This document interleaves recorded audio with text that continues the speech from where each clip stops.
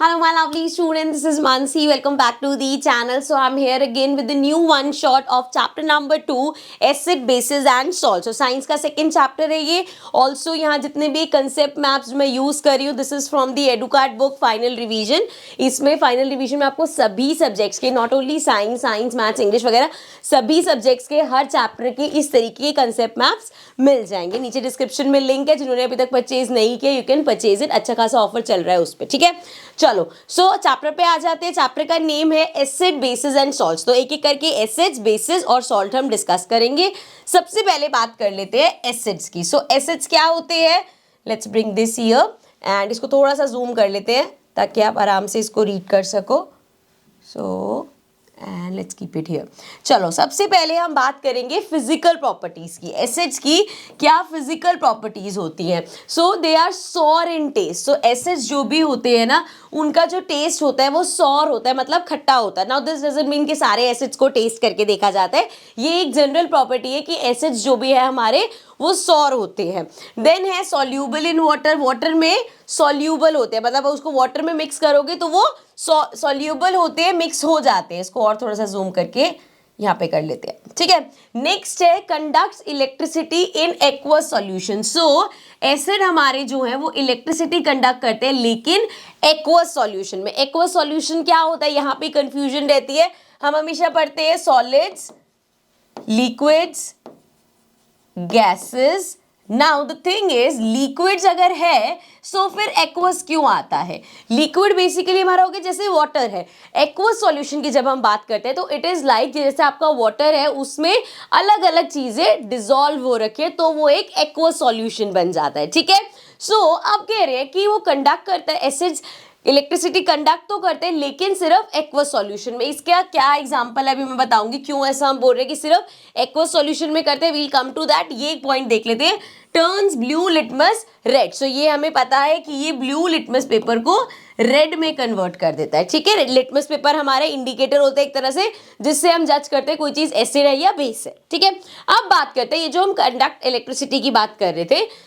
Dry HCl gas does not conduct electricity. अब HCl हमारा एक एसिड है, लेकिन अगर हमारे पास ड्राई HCl गैस है तो वो इलेक्ट्रिसिटी कंडक्ट नहीं करेगी. क्यों? बिकॉज अभी हमने पढ़ा कि वो इलेक्ट्रिसिटी कंडक्ट करते हैं एक्वस सॉल्यूशन में. एंड जब भी कोई एक्वस सॉल्यूशन होता है, मतलब कोई भी एसिड आपका जब लिक्विड में जाता है तब वो H+ आइंस बनाता है, ठीक है. एंड इन्हीं H+ आइंस की वजह से वो इलेक्ट्रिसिटी कंडक्ट कर पाता है. HCl एक्वस, अगर एक्वस सॉल्यूशन में तो conducts electricity because H+ and Cl- ions are free to move, क्योंकि उसने आइंस बनाए हैं and now these ions are free to move, इसलिए वो इलेक्ट्रिसिटी कंडक्ट कर पाता है. I hope this is clear. चलो नेक्स्ट आ जाते हैं केमिकल प्रॉपर्टीज पे. अभी तक हमने जो पढ़ी वो फिजिकल प्रॉपर्टीज थी. केमिकल प्रॉपर्टीज में हम इसके रिएक्शंस पढ़ेंगे कि किसी एसिड को अगर हम बेस के साथ मिला रहे हैं तो वो क्या करेगा, कार्बोनेट के साथ मिला रहे हैं तो वो क्या होगा, क्या रिएक्शंस होंगे. Let's see. सबसे पहले बात करते हैं बेस की. अगर आप किसी एसिड को बेस के साथ मिला रहे हो, पहली बात तो एसिड और बेस का जो कॉम्बिनेशन होता है, पूरा रिएक्शन होता है, उसको हम न्यूट्रलाइजेशन रिएक्शन बोलते हैं, ठीक है जी. कभी भी अगर एक एसिड एक बेस के साथ मिलता है तो वो सॉल्ट फॉर्म करता है. क्या करता है? सॉल्ट फॉर्म करता है और साथ में H2O. एसिड प्लस बेसिस हमेशा सॉल्ट देते हैं, ठीक है.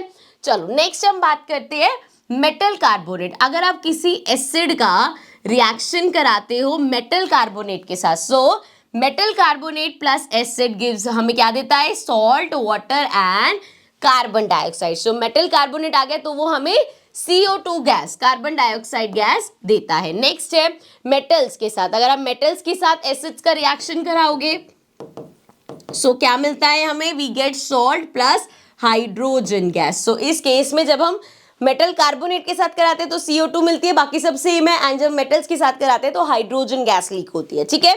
नेक्स्ट है मेटल बाय कार्बोनेट. एसिड का रिएक्शन अगर हो रहा है मेटल बाय कार्बोनेट के साथ तो वो सेम होता है जैसा हमने मेटल कार्बोनेट के साथ देखा. Metal by carbonate plus acid gives out salt, water and CO2. यहाँ पे भी कौन सी गैस रिवॉल्व हो रही है? Carbon dioxide. नाउ अच्छा, कार्बन डाइऑक्साइड की प्रेजेंस हमने ये एक्सपेरिमेंट पूरा करके देखा था. When CO2 gas is pass through lime water, जब हम लाइम वाटर से कार्बन डाइऑक्साइड गैस को पास करते हैं तो वो लाइम वाटर का कलर मिल्की कर देता है। Also if CO2 gas pass in excess, अगर आप बार बार उससे CO2 गैस पास करते रहोगे देन मिल्कीनेस डिसअपियर्स, तो वो मिल्कीनेस जो हुई थी वो डिसअपियर हो जाती है। ठीक है जी, चलो ये इसके सारे रिएक्शंस है। पूरी डिटेल वीडियोस आपके पास हैं इस चैप्टर की, सारे नोट्स आप देख सकते हो। सो ये सारी, जैसे यहाँ पे मैंने सिर्फ एग्जांपल जैसे दिए, पूरे अच्छे से एक्सप्लेनेशन के साथ वहां पे मिल जाएंगे। क्योंकि ये वन शॉट है तो मैं इसको बहुत ज्यादा लेंदी नहीं करी, सिर्फ रिवाइज करा रही हूँ आपको। लास्ट है मेटल ऑक्साइड्स के साथ। सो अगर एसिड रिएक्ट करेंगे मेटल ऑक्साइड्स के साथ, सो हमें क्या मिलता है, we get metal oxide plus acid gives out salt and water. जैसा एसिड और बेसिस के साथ हुआ था वहां पे भी हमें सॉल्ट और वाटर मिलता था। ठीक है जी, चलो ये तो हो गई प्रॉपर्टीज। अब बात करते हैं टाइप्स। अब यहाँ पे जो हमारे एसिड्स है ना, उनको दो तरीके से हम डिवाइड करते हैं टाइप्स में। पहला तो है स्ट्रेंथ ऑफ H प्लस आइन, उस जो हमारा एसिड है उस एसिड में H प्लस आइंस की क्या कंसंट्रेशन है, उसके हिसाब से हम उसको वीक एसिड या स्ट्रॉन्ग एसिड बोलते हैं। एंड देन और इसका क्या ओरिजिन है, कहाँ से मिले हैं। एक है मिनरल एसिड जो हमें मिनरल्स अर्थ क्रस्ट से मिलते हैं, एक है ऑर्गेनिक एसिड जो हमें प्लांट्स और एनिमल्स से मिलते हैं। And this is very obvious कि जो आपको प्लांट्स एंड एनिमल्स से मिल रहे हैं वो इतने स्ट्रॉन्ग एसिड्स नहीं होते। अब एक ही करके पढ़ लेते हैं। सबसे पहले वीक एसिड्स की बात करें तो incompletely dissociated into ions in water. So वो क्या करते हैं, जैसे आप उनको वाटर में डालते तो कंप्लीटली डिसएसोसिएट नहीं करते वो, इसी वजह से वो वीक एसिड्स हैं। जो भी हमारे स्ट्रॉन्ग एसिड है they completely dissociate to H3O plus ion. जितने आयन ज्यादा फॉर्म करेंगे उतना ही वो ज्यादा स्ट्रॉन्ग एसिड है। आयन कंसंट्रेशन जितना ज्यादा उतना ही स्ट्रॉन्ग। सो ये जो हमारे स्ट्रॉन्ग है वो कंप्लीटली डिसोसिएट कर देते हैं जब हम उन्हें वाटर में डालते हैं, H प्लस आइंस बना लेते हैं। आप एग्जांपल्स देख लो। वीक एसिड में है HCOOH which is are formic acid and CH3COOH which is are acetic acid. So ये हमारे वीक एसिड्स है। एंड स्ट्रॉन्ग एसिड्स में HCl सबसे ज्यादा आपको सुनने को मिलेगा पूरे चैप्टर में which is hydrochloric acid, and H2SO4 जो कि हमारा सल्फ्यूरिक एसिड होता है। ठीक है, so these are strong acids. And जब हम मिनरल एसिड्स की बात करते हैं तो produce by minerals of earth crust, जो हमारे अर्थ क्रस्ट पे हमें मिनरल्स मिलते हैं उससे ये एसिड्स बनते हैं। एंड ऑर्गेनिक एसिड्स हमारे होते हैं जो प्लांट्स एंड एनिमल्स से मिलते हैं। अब आप अगर इनके एग्जांपल्स देखोगे तो मिनरल वाले एग्जांपल्स वही हैं जो हमारे स्ट्रॉन्ग एसिड में अभी पढ़ के आए हैं हम। एंड ये जो ऑर्गेनिक वाले हैं दिस इज सेम एग्जांपल्स जो हम वीक एसिड्स में पढ़ के आए हैं, बिकॉज जो हमें ऑर्गेनिकली मिल रहे हैं वो इतने स्ट्रॉन्ग एसिड्स नहीं होते। ठीक है, I hope this is clear. चलो अब एसिड्स का पार्ट तो हमने डिस्कस कर लिया, अब आ जाते हैं बेसिस पे। सो अगेन पहले बेसिस की प्रॉपर्टीज देख लेते हैं हम। सो फिजिकल प्रॉपर्टीज क्या होती हैं बेसिस की। सबसे पहले जैसा हमने उसमें देखा था कि उसका टेस्ट सॉर होता है, यहाँ पे टेस्ट बिटर होता है। बिटर मतलब कड़वा। सो जो भी हमारे बेस होते हैं वो उनका टेस्ट बिटर होता है। स्लिपरी इन टच, और टच में जैसे सोपी वाटर होता है ना उस तरीके से स्लिपरी होता है जब आप उसको किसी भी बेस को टच करके देखते हो। Then this turns red litmus to blue, उसमें हमने देखा था blue litmus to red, sorry blue litmus को रेड में कन्वर्ट करता है। एंड जब बेसिस की बात करते हैं तो वो रेड को ब्लू में कन्वर्ट करता है। देन है some gets dissolved in water called alkali. अब कुछ बेसिस ऐसे हैं जो पानी में डिसॉल्व कंप्लीटली हो जाते हैं एंड उन एसिड्स को हम एल्कली बोलते हैं। और बेसिस के एग्जांपल्स क्या हो सकते हैं, NaOH which is our sodium hydroxide, then KOH which is our potassium hydroxide। जहाँ पे भी आपको OH दिख जाएगा वहाँ पे हाइड्रोक्साइड आ जाता है, और Na आपको पता है सोडियम होता है, K आपको पता है पोटेशियम होता है। जितनी ज्यादा आप इन चैप्टर्स को अच्छे से पढ़ोगे ना आपको नाम अपने आप याद हो जाएंगे, रट्टे मारने की जरूरत नहीं पड़ेगी। ठीक है जी, चलो अब जैसे हमने एसिड्स की केमिकल प्रॉपर्टीज पढ़ी थी ऐसे ही हम बेसिस की केमिकल प्रॉपर्टी पढ़ेंगे, मतलब क्या क्या रिएक्शंस होते हैं। सो पहला है neutralization reaction which is again acid plus base. जब मैंने वहां पढ़ाया तो आपको बताया था एसिड और बेसिस का जब हम रिएक्शन कराते हैं उस रिएक्शन को न्यूट्रलाइजेशन रिएक्शन बोलते हैं। एंड वो रिएक्शन हमें क्या देता है, सॉल्ट और वाटर। सो जब हम किसी एसिड और बेस का रिएक्शन कराते हैं, सो वी गेट सॉल्ट। यहाँ पे हमें सोडियम क्लोराइड मिला, बट हम चलो डेप्थ में नहीं जा रहे, सिर्फ ऊपर ऊपर से पढ़ रहे, क्या हमें मिलता है वो देख रहे हैं। एंड देन अगर आप बेस का रिएक्शन मेटल से कराओगे तो मिलता है सॉल्ट प्लस हाइड्रोजन गैस। सो जब एक बेस मेटल से रिएक्ट करता है तो वो सॉल्ट और हाइड्रोजन गैस इवॉल्व होती है उसमें। एंड जब हम नॉन मेटालिक से करते हैं तो non metallic acids, non metallic oxide same वही रिएक्शन देते हैं जो एसिड के साथ होता है, मतलब salt and water. I hope this is clear. So in depth अगर आपको पढ़ना है तो आप नोट्स विजिट कर सकते हो, वहां पे आपको मिल जाएगा, प्लेलिस्ट में जाना, एसिड एंड बेसिस का पूरा चैप्टर आपको प्लेलिस्ट में मिल जाएगा। ठीक है, चलो अब बात करते हैं, जैसे हमने बात करी टाइप्स ऑफ एसिड की, इसी तरीके से हमारे बेसिस के भी टाइप होते हैं। जैसा वो था अगेन उसमें H प्लस आइंस का कंसंट्रेशन देखते हैं, इसमें हम OH आइंस का कंसंट्रेशन देखते हैं। सो यहाँ पे अगेन स्ट्रॉन्ग बेस और वीक बेस, जैसे स्ट्रॉन्ग एसिड्स और strong bases, sorry strong acids और वीक एसिड्स था, ऐसे यहाँ पे भी स्ट्रॉन्ग बेस और वीक बेसिस है। So completely ionised in water, so पूरा आयोनाइज्ड हो जाता है पानी में, अपने OH जो है वो आइंस बना पाता है, and incompletely ionize in water. और जब हम वीक की बात करते हैं तो वो पूरा अच्छे से आयोनाइज नहीं हो पाता वाटर में। ठीक है, एग्जांपल्स देख लो, यहाँ पे है NaOH, KOH अभी हम देख के आए हैं, sodium hydroxide and potassium hydroxide. And जो हमारे वीक एसिड्स है उसमें हमारे पास है NH4OH which is our ammonia hydroxide and MgOH magnesium oxide। ठीक है जी, सो ये हमारे वीक बेसिस है और ये हमारे स्ट्रॉन्ग बेसिस है। चलो अब हमने एसिड्स रिवाइज कर लिया, बेसिस रिवाइज कर लिया, अब इसको यहाँ से हटा देते हैं और चलते हैं अपने नेक्स्ट पेज पे विच इज अबाउट सॉल्ट। सो अब सॉल्ट्स डिस्कस कर लेते हैं। सो इसको जूम कर लेते हैं। चलो सबसे पहले सॉल्ट्स में हमारे पास है कॉमन सॉल्ट, जो हमारे घर में टेबल सॉल्ट होता है, जो हमारे घर में खाने में कुकिंग में यूज होता है, that is the common salt which is NaCl, मतलब कि सोडियम क्लोराइड। ठीक है, सो इवेपोरेशन ऑफ सी वाटर कहाँ से मिलता है हमें, इट इज फॉर्म्ड बाय, जो सी वाटर इवेपोरेट होता है उससे हमें वहां से मिलता है salt, and by neutralization reaction, जो हमने देखा है एसिड और बेसिस को मिला के सॉल्ट मिलता है, तो उससे भी हमें हमारा NaCl मिलता है। नाउ क्या क्या यूजेस है, cooking food, raw material to prepare chemicals and preservatives in pickles, तो ऐसे काफी सारे यूज हो सकते हैं इसके, आप लिख सकते हो यहाँ पे। नेक्स्ट है हमारे पास बेकिंग सोडा। अभी बेकिंग सोडा क्या है, इसका केमिकल, थोड़ा जूम कर लूं, सो बेस हमारा बेकिंग सोडा का केमिकल नेम है सोडियम हाइड्रोजन कार्बोनेट, इसी से ही इसका सिंबल बना है सोडियम हाइड्रोजन कार्बोनेट। ठीक है जी, then it is prepared by, कैसे प्रिपेयर किया जाता है, NaCl मतलब हमारा सोडियम क्लोराइड, जो भी सॉल्ट पढ़ा हमने, NH3 मतलब एमोनिया, एंड इसमें वाटर और CO2 गैस मिलाई जाती है, तो हमें मिलता है हमारा बेकिंग सोडा, एंड साथ में अमोनिया क्लोराइड, बिकॉज यहाँ पे अमोनिया वगैरह था, तो ये रिएक्शन के बाद हमें यहाँ पे अमोनिया क्लोराइड भी मिलता है। ठीक है, बट हमारा यहाँ पे क्या काम था, क्या बनाया हमने, बेकिंग सोडा बनाया। नाउ क्या यूजेस है प्रिपरेशन ऑफ बेकिंग पाउडर, अब बेकिंग पाउडर इसी बेकिंग सोडा से बनता है, जब हम इस बेकिंग सोडा में टार्टरिक एसिड मिक्स करते हैं तो हमें बेकिंग पाउडर मिलता है, जो कुकिंग वगैरह में हम यूज करते हैं, केक्स वगैरह में। And it works as an antacid. Antacid basically जब हमें एसिडिटी वगैरह हो जाती है तो हमें कुछ चाहिए होता है जो उसको relieve that, they are called antacids. ठीक है, नेक्स्ट है इन फायर एक्सटिंग्विशर, जो फायर एक्सटिंग्विशर्स होते हैं उसमें भी ये जो बेकिंग सोडा है वो यूज होता है। नेक्स्ट है जी ब्लीचिंग पाउडर। अब ब्लीचिंग पाउडर का केमिकल नेम है कैल्शियम ऑक्सीक्लोराइड और उसका सिंबल क्या है, CaOCl2। एंड कैसे मिलता है, it is form by CaOH, हमारा जो कैल्शियम ऑक्साइड होता है उसका रिएक्शन जब हम क्लोरीन से कराते हैं तो हमें मिलता है हमारा ब्लीचिंग पाउडर और साथ में वाटर। ठीक है, सो क्या क्या यूजेस है for bleaching cotton, textile and would plums in paper industry. ठीक है, सो ये सारे इसके यूजेस है। अगेन ये सब भी हमने इन डेप्थ में नोट्स में पढ़ा हुआ है, अभी सिर्फ हम रिवाइज कर रहे हैं। देन है disinfecting drinking water. So drinking water को डिसइंफेक्ट करने के लिए इसको यूज किया जाता है washing clothes and laundry as oxidizing agent. So clothes wash करने में और लॉन्ड्री वगैरह में ऑक्सीडाइजिंग एजेंट का काम करता है।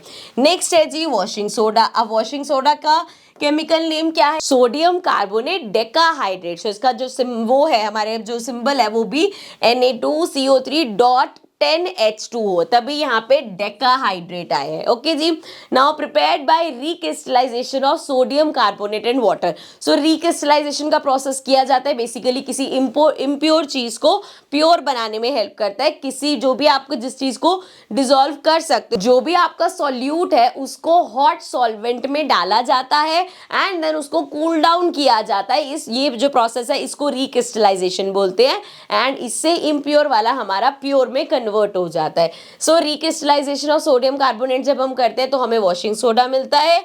It removes permanent hardness of water, जो पानी की हार्डनेस है उसको रिमूव करता है। Cleaning agent for domestic purpose, and domestic purpose में एज ए क्लीनिंग एजेंट इसको यूज किया जाता है। नेक्स्ट है हमारे पास कास्टिक सोडा। कास्टिक सोडा होता है हमारा सोडियम हाइड्रोक्साइड, सबसे कॉमन बेस हमारा यही है NaOH which is sodium hydroxide and इसका कॉमन नेम कास्टिक सोडा है and it is prepared by chloralkali process. अब क्लोरोक्लाइन प्रोसेस क्या होता है, NaCl जो है हमारा सोडियम क्लोराइड को जब हम पानी में मिक्स करते हैं एंड इलेक्ट्रोलिसिस करते हैं, इलेक्ट्रोलिसिस करने का मतलब है इलेक्ट्रिसिटी को पास किया जाता है।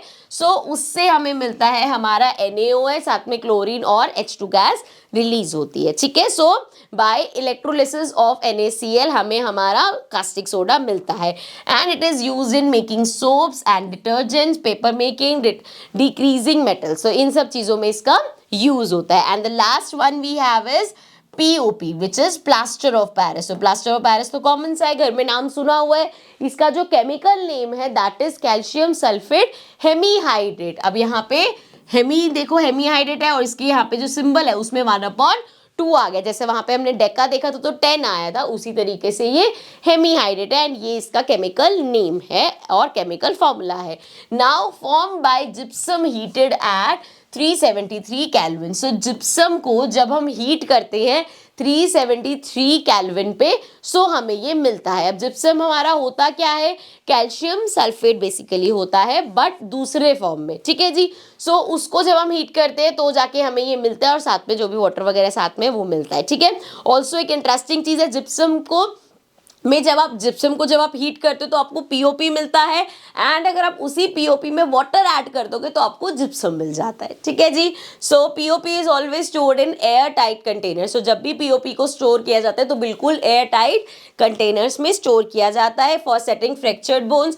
जो बोन्स पे फ्रैक्चर वगैरह हमारे होते हैं, प्लास्टर लगता है, that is also of this POP only. And making false ceiling, जो हमारी घरों में फॉल्स सीलिंग्स बनती है वो भी POP होता है। स्टैचूज, टॉयज एटसेट्रा ये सब POP से बनता है। ठीक है, so these were the common salts. ये सारे सॉल्ट्स थे जो हमने डिस्कस कर लिए एंड अब हम आ जाते हैं अपने नेक्स्ट टॉपिक पे which is pH indicators. Indicators basically क्या होते हैं, chemical show acidic and basic behaviour of a substance by changing colour और स्मेल। सो कोई भी हमारे पास केमिकल है वो एसिड है या बेस है, उसको टेस्ट करने के लिए कुछ इंडिकेटर्स होते हैं एंड वो इंडिकेटर्स नेचुरल इंडिकेटर्स भी हो सकते हैं, सिंथेटिक इंडिकेटर्स भी हो सकते हैं एंड ऑल फैक्ट्री इंडिकेटर्स भी हो सकते हैं। तो एक एक करके पढ़ते हैं क्या चेंजेस शो करते हैं। सो अगर हम नेचुरल इंडिकेटर की बात करें, सो वो एसिड है तो वो क्या करेगा, रेड कलर का हो जाएगा। अगर बेस है तो ब्लू कलर का हो जाएगा। एंड इसी तरह सिंथेटिक में हमारे पास मिथेल ऑरेंज होता है, फिनोप्थिलिन होता है। ये क्या करता है, एसिड है तो वो पिंकिश रेड कलर देगा, बेस है तो येलो कलर। मतलब किसी एसिड में अगर आपने ये मिथेल ऑरेंज डाला तो वो पिंकिश रेड कलर का हो जाएगा। और अगर मतलब आपने इसमें बेसिकली मिथेल ऑरेंज में कोई सॉल्यूशन डाला और वो पिंकिश रेड हो गया तो वो एसिड है एंड अगर वो येलो कलर का हो गया तो वो बेस है। सिमिलरली फिनोप्थिलिन में भी ऐसा ही है, अगर आप उसमें कोई एसिड ऐड कर दोगे तो वो कलरलेस हो जाएगा एंड अगर आपने उसमें कोई बेस ऐड किया तो वो पिंक कलर का हो जाएगा। ठीक है जी, चलो इसी तरीके से ये तो हमारे नेचुरल और सिंथेटिक हो गए। ऑल फैक्ट्री इंडिकेटर्स क्या होते हैं, हमारा अनियन एक्सट्रैक्ट, अनियन का जो एक्सट्रैक्ट होता है। अब ये जो दो होते हैं ये कलर्स पे वर्क कर रहे थे, यहाँ पे कैसे पता चलेगा, स्मेल से पता चलेगा हमें कि कोई चीज एसिड है या बेस है। जैसे कि अगर एसिड्स है तो हर केस में वो अपनी स्मेल रिटेन करेगा एंड अगर बेसिस है तो कोई आपकी जो स्मेल है वो चली जाएगी, there would be no smell. तो वहां स्मेल से हमें पता चल जाएगा कि जो चीज हमने ऐड करी है वो एसिड है या बेस है। ठीक है, I hope this is clear. अब इसी तरीके से जैसे ये pH इंडिकेटर होता है हमारे पास, हम बात करते हैं pH। अब pH क्या होता है, आपने बहुत बार ये वर्ड सुना भी होगा कि इस चीज का पीएच लेवल ये होता है, या कोई क्रीम है तो उसमें इतना पीएच है, ये सब चीजें होता क्या है। So this is basically measure of H plus concentration. किसी में H प्लस आयंस, किसी भी चीज में कितने हैं, कितना कंसेंट्रेशन है H प्लस आयंस का, वो हमारा pH होता है। और ये pH स्केल क्या होता है, इस तरीके से एक स्केल होता है 1 से लेके 14 तक हमारे पास वो होते हैं। एंड अब ये स्केल मेजर करता है किस चीज में कितने ज्यादा हाइड्रोजन आइंस का कंसेंट्रेशन है। सो अगर आपका pH स्केल लेस देन 7 है, सॉरी, किसी भी चीज का अगर pH जो आप चेक कर रहे हो उसका pH 7 से कम है तो वो हमारा एसिडिक सॉल्यूशन होता है, वो हमारा एसिड होता है। एंड किसी का अगर pH 7 से ज्यादा है, मतलब 8 9 10 11 12 13 14, सो वो एक बेस है। एंड अगर pH आपका 7 है सो वो हो गया न्यूट्रल। इसके कुछ एग्जांपल्स देख लेते हैं। देखो 1 2 3, ये जो हमारे हो गए ये काफी स्ट्रॉन्ग एसिड है, मतलब अगर कोई 1 है, pH अगर उसका 1 है तो वो काफी स्ट्रॉन्ग एसिड होगा, मतलब उसका H प्लस आयन कंसेंट्रेशन बहुत ज्यादा होगा। सो बैटरी एसिड हो सकता है, HCl हो सकता है। एंड देन जो ये 4 से लेके 6 तक है ये हमारे वीक एसिड्स होंगे, जैसे फिजी जूसेस हो गए, कोका कोला वगैरह, सो वो वीक एसिड्स है बेसिकली। एंड 7 होता है हमारा न्यूट्रल, मतलब जैसे प्योर वाटर है सो वो न्यूट्रल होता है, ठीक है ना, उसमें एसिड बेसिस न्यूट्रल होते हैं, ठीक है। देन वी हैव 8 से लेके अगर हम 10 की बात करें तो वीक एल्कली होते हैं, मतलब सी वाटर हो गया। देन 11 से लेके 14 तक हमारे स्ट्रॉन्ग एल्कली होते हैं, जिसमें अमोनिया सॉल्यूशन आ सकता है, ब्लीच आ सकता है, ठीक है, समझ में आ गया। नेक्स्ट बात करते हैं पीएच ऑफ सॉल्ट। अब सॉल्ट के पीएच की बात करते हैं। It is based on the strength of acid and base from which it is form, salts can be. अब देखो किसी भी सॉल्ट का पीएच कैसा होगा वो डिपेंड करता है, सॉल्ट हमारा है एसिड और बेस, तो अगर आप एसिड को स्ट्रॉन्ग ले रहे हो और जो बेस लिया है वो वीक लिया है तो जो आपका सॉल्ट होगा वो एसिडिक सॉल्ट होगा। इसी का ही रिवर्स, अगर एसिड वीक था लेकिन जो हमारा बेस था वो स्ट्रॉन्ग था, जो सॉल्ट मिला है वो हमारा बेसिक सॉल्ट होगा, ठीक है। सो पढ़ लेते हैं अगेन। एसिडिक होगा अगर उसका पीएच लेस देन 7 होगा, एंड बेसिक होगा अगर उसका पीएच मोर देन 7 होगा, एंड न्यूट्रल सॉल्ट होगा अगर उसका पीएच इक्वल्स टू 7 होगा, ठीक है। सो आगे बढ़ जाते हैं। एग्जाम्पल NaCl जो है हमारा वो न्यूट्रल सॉल्ट है, एंड NH4Cl जो है मतलब अमोनिया क्लोराइड की बात करें तो वो एसिडिक सॉल्ट है, ठीक है। लास्ट टॉपिक है हमारे पास इंपॉर्टेंस ऑफ पीएच। अब इस पीएच की क्या इंपॉर्टेंस है। सो अच्छा इस टॉपिक को अगर आपको अच्छे से, क्योंकि इस टाइप का क्वेश्चन आ जाता है तो आप नोट्स में जाना, वहाँ पे अच्छे से लेंदी तरीके से हमने टॉपिक किया हुआ है। यहाँ पे शॉर्ट में देख लेते हैं। Our body works within the pH range of 7.0 to 7.8, मतलब न्यूट्रल से बेसिक, ये है हमारी बॉडी का कितना जो पीएच रहता है, ठीक है। देन एसिड रेन की अगर हम बात करें, जब एसिड रेन होती है तो उसका जो पीएच होता है इट इज लेस देन 5.6, मतलब वो बेसिकली तभी उसका नाम एसिडिक रेन रखा है क्योंकि वो काफी स्ट्रॉन्ग है। Then pH of soil, soil के पीएच की बात करें तो plants need a pH range of 6 से 7.5 for healthy growth. So plants को कितना पीएच रिक्वायर्ड होता है, 6 से 7.5 के बीच में। Farmers treat soil with CaOH which is are calcium oxide if soil is acidic. So अगर सॉइल एसिडिक हो गई है ज्यादा तो उसको बेसिक उसमें लाने के लिए उसमें CaOH ऐड किया जाता है। Then milkman ads NaHCO3, NH से क्या हो गया हमारा सोडियम हाइड्रोकार्बोनेट ऐड करता है to shift the pH of fresh milk to make it alkaline, उसको बेसिक करने के लिए, थोड़ा सा एल्कलाइन करने के लिए किया जाता है। क्यों किया जाता है, ताकि लॉन्ग टाइम तक हम उसको रख सके और ऐसा ना हो घर में देखे और उसकी दही जम जाए, ठीक है ना। सो इसलिए किया जाता है। So this was our chapter. In short हमने कर लिया है तभी इसका नाम हमने वन शॉट रखा है। सो आई होप आपको अच्छे से समझ में आ गया होगा। ये चैप्टर हमने रिवाइज अच्छे से आपको हो गया होगा। जिन टॉपिक्स में आपको लग रहा है वीक टॉपिक्स हैं और अच्छे से रिवाइज करने की जरूरत है और अच्छे से समझने की जरूरत है तो आप चैप्टर की प्लेलिस्ट में जाना, वहां पे इन डेप्थ आपको सारी चीजें मिल जाएंगी। So I will see you all in the next video. Till then take care and bye bye.